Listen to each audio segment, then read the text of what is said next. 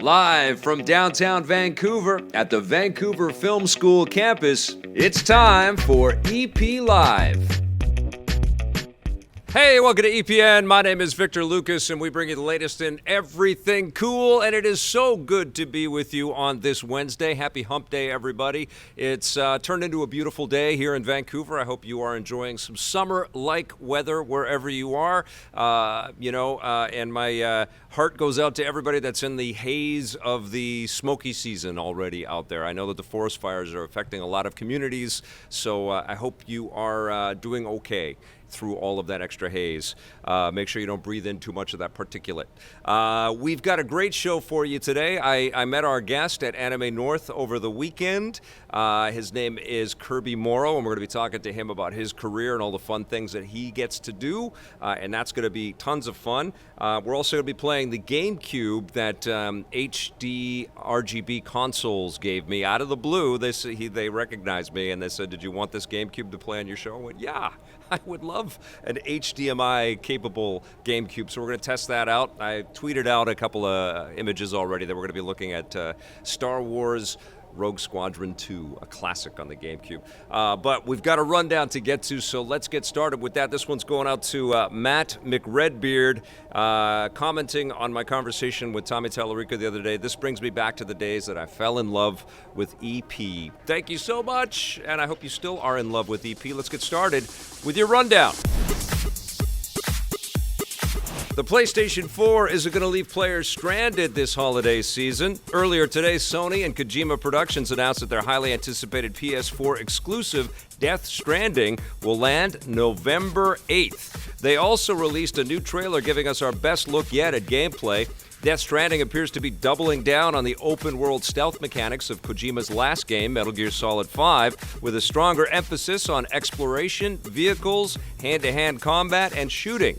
As for the story, that's still a little confusing, to say the least, but it looks like it takes place in a post-apocalyptic version of the United States, with Norman Reedus tasked by the president to take on a group of demonic bad guys led by Mads Mikkelsen. While Death Stranding coming out this November, expect more details to come out soon, but not at E3, because PlayStation and all of its first-party titles and its representatives, although presumably Kojima, I don't know if they're owned by Sony at this point. I think they're totally independent, so they may end up there. I don't know if they're going to reveal anything, but what I've heard is that Sony is not going to have any kind of presence whatsoever at the big show, so we probably won't find out too much until, a couple of weeks after E3, or until, Sony's ready to kind of reveal more at their big PlayStation experience. The trailer was phenomenal, though. A heavy emphasis on storytelling and a heavy emphasis on Kojima showing off all of the famous friends that he's been making over the last few years. Some phenomenal actors in there. I'm a diehard fan of the old $6 Million Man era of television. I used to love that show when I was a kid, and the Bionic Woman, Lindsay Wagner, is in this game, so I'm kind of freaking out about that.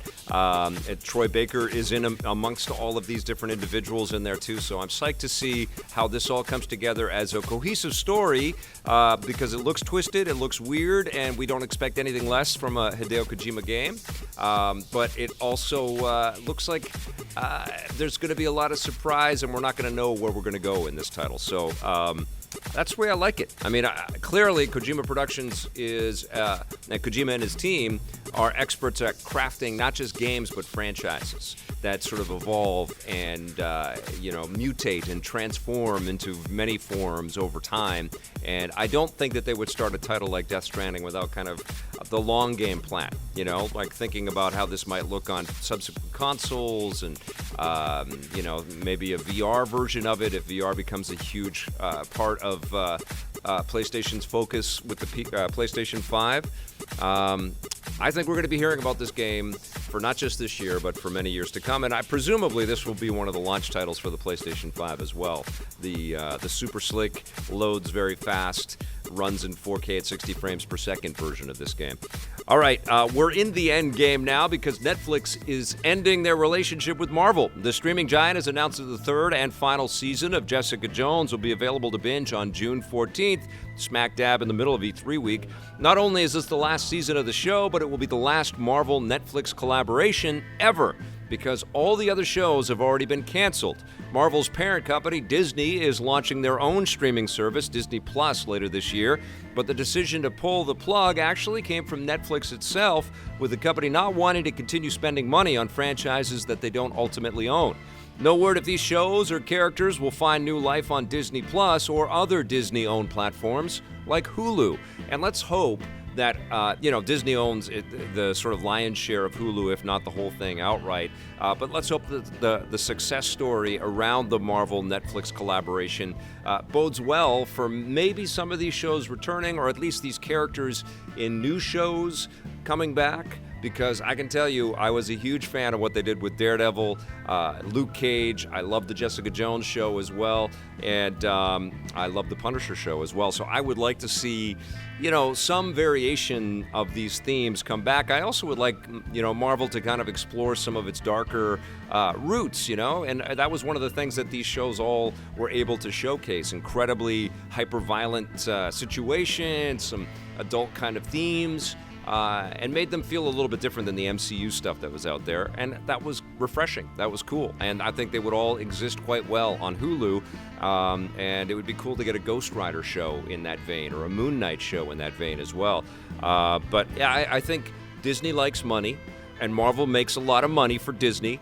And those shows probably made them a lot of money. So I think we'll probably see some Marvel shows like these on Hulu in the near future. If I was a betting man and I wanted to make a safe bet, that's what I would bet.